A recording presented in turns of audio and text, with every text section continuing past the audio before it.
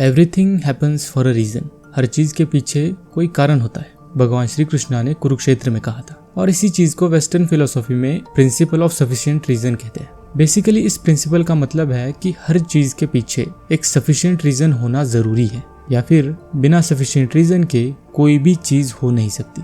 अब principal of sufficient reason में दो चीजें बहुत ही ज्यादा इंपॉर्टेंट है, एक कॉज और एक इफेक्ट या फिर कॉन्सिक्वेंट, जो भी कह लो, यानी कि कारण और परिणाम। कॉज और इफेक्ट एक चेन रिएक्शन की तरह काम करते हैं, यानी कि किसी कारण का कोई परिणाम निश्चित है और हर परिणाम के पीछे एक कारण स्थित होगा। अब ऊपर से प्रिंसिपल ऑफ सफिशिएंट रीजन का यही मतलब है कि हर चीज के पीछे कोई कारण होगा, एक ऐसा कारण जो कि उस चीज को पूरी तरह से एक्सप्लेन कर पाए। और इसी वजह से प्रिंसिपल ऑफ सफिशिएंट रीजन को एवरीथिंग कैन बी एक्सप्लेन्ड ऐसा कोट किया जाता है। बस सवाल यह है कि क्या आप में वो क्षमता है कि आप उस वजह को जान पाए। आगे बढ़ने से पहले आपको ट्रुथ के बारे में जानना जरूरी है, यानी कि सच्चाई। अब लेबनीज के हिसाब से दो तरह के ट्रुथ होते हैं, एक नेसेसरी ट्रुथ और एक कॉन्टिजेंट ट्रुथ, यानी कि एक जरूरी सच्चाई और एक आकस्मिक सच्चाई। अब जो नेसेसरी ट्रुथ है उसको किसी चीज की आवश्यकता नहीं होती खुद को साबित करने के लिए। इसका मतलब उस सच के लिए कारण की आवश्यकता नहीं होती। इसका मतलब आप समझ ही गए होंगे कि necessary truth principle of sufficient reason को ओबे नहीं करता। नेसेसरी ट्रुथ एक ऐसी सच्चाई होती है जो कि अनअफेक्टेड है किसी भी चीज से या फिर किसी भी रीजन से।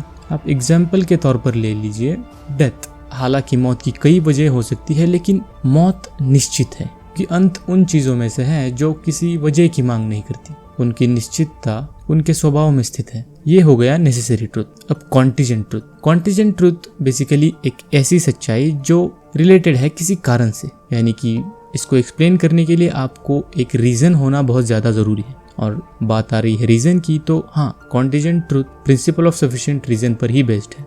आप एग्जाम्पल के तौर पर ले लीजिए कि मेरा पैर फिसल कर मैं गिर गया। अब मेरा गिरना भले ही सत्य हो, लेकिन मेरा पैर फिसलना उसका कारण था जिसने कि उस सच तक मुझे पहुंचाया। और वहीं पे नेसेसरी ट्रुथ देखिए, मृत्यु, मतलब आपका मरना तय है, भले ही रीजन कोई भी हो। यही डिफरेंस है नेसेसरी और कॉन्टिजेंट में।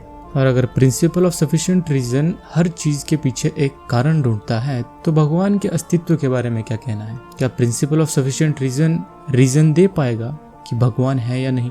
अब देखिए, ये जो यूनिवर्स है जिसमें हम एग्जिस्ट करते हैं, वो एक कॉन्टिजेंट ट्रुथ है। इसका मतलब यूनिवर्स के एग्जिस्टेंस के पीछे कोई तो रीजन होना इम्पोर्टेंट है। तो जो कारण यूनिवर्स के अस्तित्व के लिए जिम्मेदार है वो है खुद भगवान। तो इस तरीके से principle of sufficient reason try करता है कि वो भगवान के अस्तित्व को डिफाइन कर पाए या फिर प्रूव कर पाए। लेकिन अगर इन लोगों को ये पूछा जाए कि भगवान को किसने बनाया, तो फिर इन लोगों के पास इसका कोई आंसर नहीं है। ये बस ये बता देंगे कि God is basically a brute fact, यानी कि भगवान एक नेसेसरी एंटिटी है जो कि शुरुआत से है। और अगर इसके थोड़ा आगे जाने की कोशिश की तो इनके हिसाब से आप नास्तिक हैं। लेकिन अगर वाकई में सोचा जाए तो क्या ब्रह्मांड की रचना के पीछे कोई वजह हो सकती है? क्यों ब्रह्मांड अपने आप में ही पूरा नहीं हो सकता?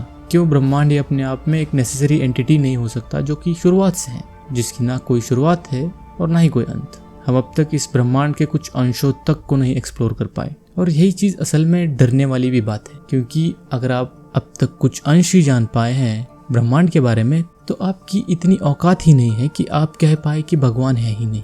इसलिए आधा अधूरा सच हानिकारक होता है। या फिर शायद ऐसा हो कि हर चीज के पीछे, यानी कि ब्रह्मांड की रचना के पीछे या फिर भगवान के अस्तित्व के पीछे भी कोई रीजंस हो या फिर कोई कारण हो जो बस हमारी क्षमता से परे हो। लेकिन मेरा यहाँ पर एक छोटा सा ओपिनियन है प्रिंसिपल ऑफ सफिशिएंट रीजन के कंसर्न में, कि प्रिंसिपल ऑफ सफिशिएंट रीजन सिर्फ उन्हीं एंटिटीज पर वर्क करता है कि जो डायरेक्शनल हो, यानी कि उन चीजों पर जिनकी एक शुरुआत और अंत हो। कोई घटनाएं कह लीजिए या फिर कोई चीजें कह लीजिए।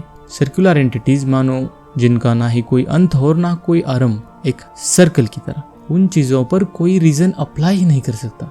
अगर एग्जाम्पल के तौर पर कहूँ तो आत्मा, अगर आप आत्मा को मानते हैं तो आप जानते होंगे कि आत्मा ना ही तैयार होती है और ना ही नष्ट होती है, बस वो एक शरीर से दूसरे शरीर में प्रवेश करती है। तो क्या हम आत्मा के अस्तित्व को प्रिंसिपल ऑफ सफिशिएंट रीजन से प्रूव कर सकते हैं? बिल्कुल नहीं, क्योंकि इसके पीछे कोई वजह ही नहीं है। क्योंकि मेरे ख्याल से आत्मा एक सर्कुलर एंटिटी हुई जिसका ना ही कोई अंत है और ना ही कोई आरंभ, और एक डायरेक्शनल एंटिटी। मतलब मैंने पढ़ाई की इसलिए मैं एग्जाम में पास हो गया। अब मैं एग्जाम में पास हो गया, ये सच है, पर इसके पीछे का रीजन क्या है कि मैंने पढ़ाई की।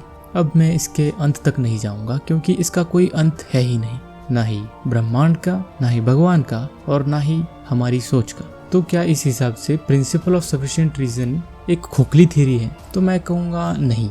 देखिए, ब्रह्मांड या फिर भगवान एक सर्कुलर एंटिटी है जिनका कोई अंत या फिर कोई शुरुआत नहीं है, लेकिन हमारी जिंदगी की शुरुआत और अंत दोनों है। इसका मतलब हम डायरेक्शनल एंटिटी है। प्रिंसिपल ऑफ सफिशिएंट रीजन हमारे लाइफ पर इम्पैक्ट करता है हर काम में। आपकी रोजाना जिंदगी में आपको प्रिंसिपल ऑफ सफिशिएंट रीजन चाहिए ही।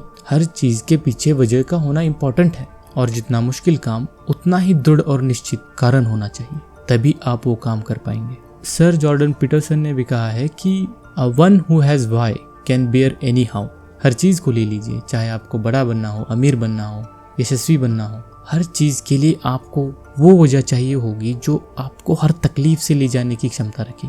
अगर वो वजह ही खोखली हुई तो उसके परिणाम भी खोखले ही होंगे। कुछ न करना आसान है, लेकिन कुछ करने के लिए you need a very strong reason. You need a very strong reason to do something extraordinary, a very strong reason to do something that puts you outside of your comfort zone, a very strong reason to accept pain, a very strong reason to bear suffering, a very strong reason to accept yourself, a very strong reason to live the way you want। सुनने में बड़ी ही आम बात लग रही होगी, लेकिन एक रीजन हमारी जिंदगी में इतना रोल प्ले कर सकता है, इसकी आप कभी कल्पना भी नहीं करेंगे जब तक आपको वो रीजन न मिले। और अब मैं आपसे पूछता हूँ प्रिंसिपल ऑफ सफिशिएंट रीजन का सबसे बड़ा सवाल, What is the reason behind your existence?